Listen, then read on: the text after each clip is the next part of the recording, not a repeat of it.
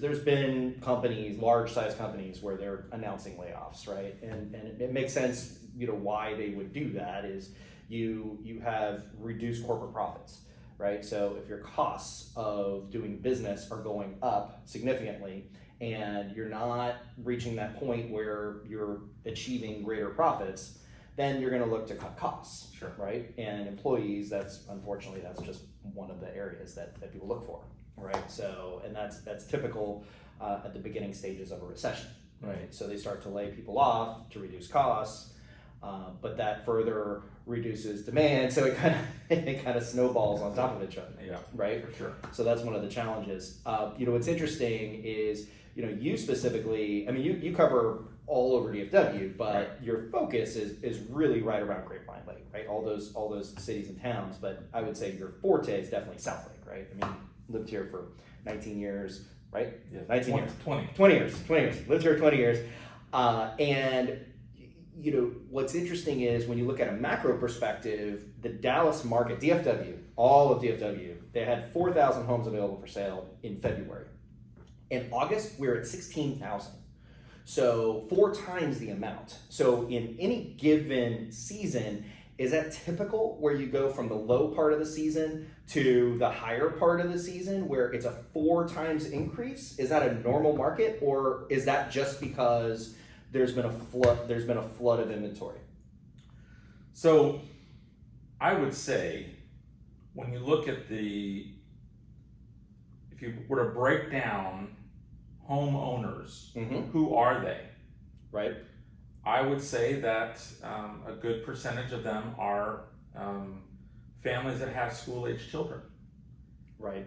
If you looked at the overall population of homeowners, certainly there's empty nesters and there's single people, and but by and large, it seems to be that families live in homes. Right. And so if they're school-age children, and you take that population that is probably bigger than all the rest of them, right, individually, when the children are in school, most folks don't like to disrupt their school and move them away. Right. They want to finish out the school year. So the trends that I've seen over 20 years, at least in my local market, and for the most part across the Metroplex, is that from, say, September or late August through early spring, March, April timeframe, those folks aren't really moving around a whole lot. Right.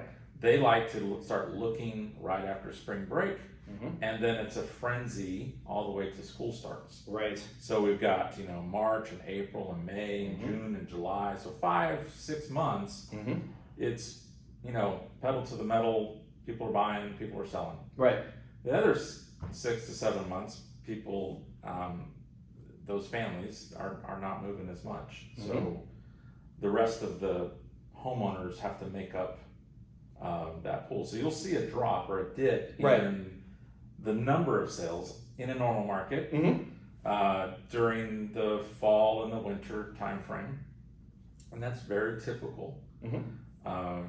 And so, although in 2021 that wasn't the case, it just kept going up. There was no little dip in the fall and the winter time. It just kept going, and so but that's just typical. So to see that go up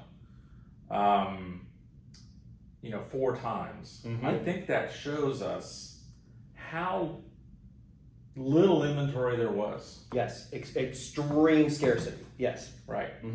So 16,000 is probably average. Right.